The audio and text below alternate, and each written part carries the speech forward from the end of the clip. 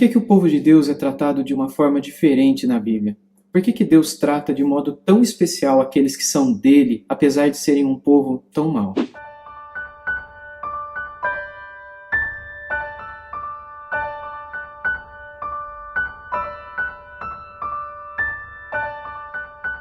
Em toda a Bíblia, nós encontramos Deus tratando do seu povo de uma maneira diferenciada.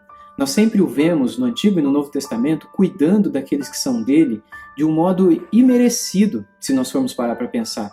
E nesta sétima praga, a praga da chuva de pedras, ou chuva de saraivas, ou chuva de fogo, enfim, seja como ela seja chamada, o que nós encontramos é que Deus mais uma vez demonstra que a maneira como ele olha para o seu povo é uma maneira diferente de como ele olha para os demais povos.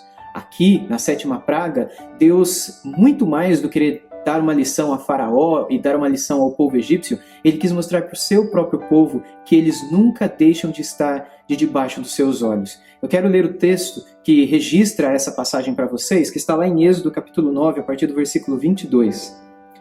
Então o Senhor disse a Moisés: estenda a mão para o céu e cairá chuva de pedras em toda a terra do Egito, sobre as pessoas, sobre os animais e sobre toda a planta do campo na terra do Egito. E Moisés estendeu o seu bordão para o céu, e o Senhor deu trovões e chuva de pedras, e fogo desceu sobre a terra.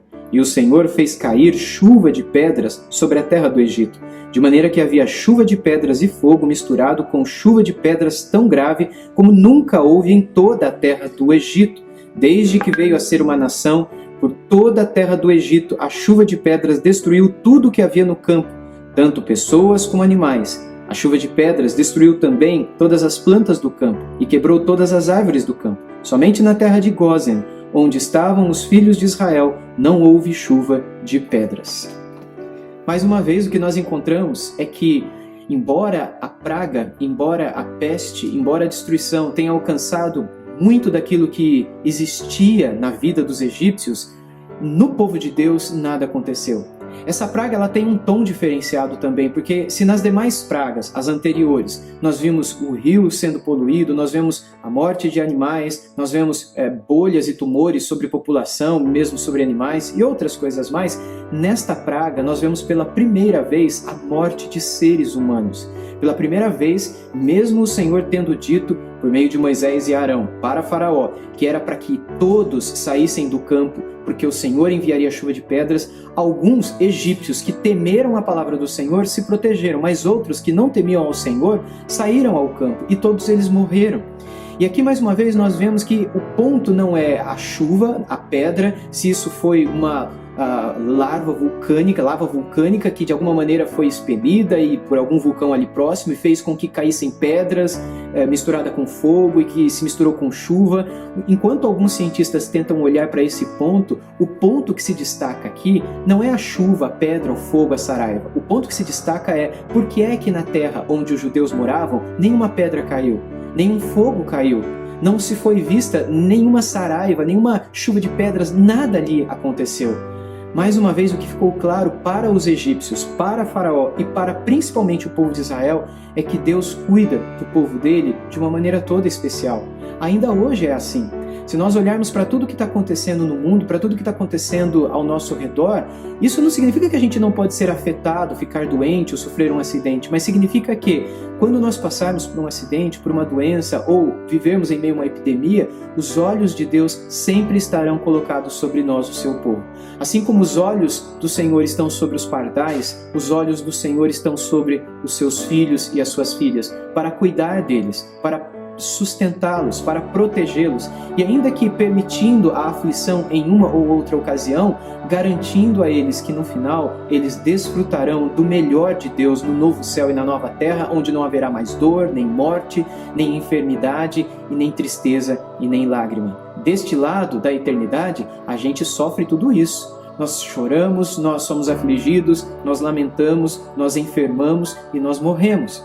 Mas ainda assim, mesmo tendo aflições neste mundo, o Senhor Jesus deixou a promessa especial que Ele nos deixaria a sua paz e Ele estaria preparando um lugar para nós. Isso não é apenas algo ligado ao futuro, mas é algo ligado ao presente também. Aquele que está preparando um lugar para nós, aquele que está guardando para nós algo que é infinitamente maior do que todo sofrimento que aqui a gente vem a viver, ele está conosco hoje também para nos proteger enquanto as coisas acontecem nessa vida. Nada, absolutamente nada pode atingir o povo de Deus se Deus não o permitir. E se Deus o permitir, ele somente o fará porque aquilo contribuirá para o melhor do seu povo.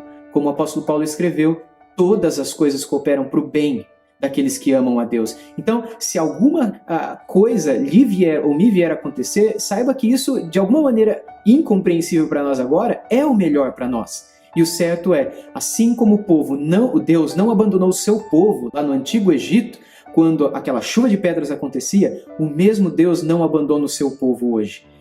Tudo pode estar acontecendo ao nosso redor, mas Deus sempre está ao nosso lado, sempre está nos sustentando, sempre está nos dando cobertura. Ele nunca nos abandona. Ele é o nosso Deus. Então por que não agradecermos desde já, sabendo que Ele está conosco, sabendo que aconteça o que acontecer com o mundo, nós não deixaremos de ter os olhos do nosso Pai postos sobre nós? Por que não já louvarmos desde agora, mesmo que nós estejamos enfermos, mesmo que estejamos passando por alguma situação que nós não gostaríamos de passar, por que desde já não agradecer? Afinal de contas, pelas Escrituras, nós recebemos essa firme convicção de que não só os olhos dele estão postos sobre nós, como ele também não permitirá que nada aconteça conosco sem que aquilo contribua para o nosso bem e sem que aquilo seja da sua vontade. É muito bom estar nas mãos de Deus e é muito bom quando a gente reconhece e descansa o nosso coração com essa verdade.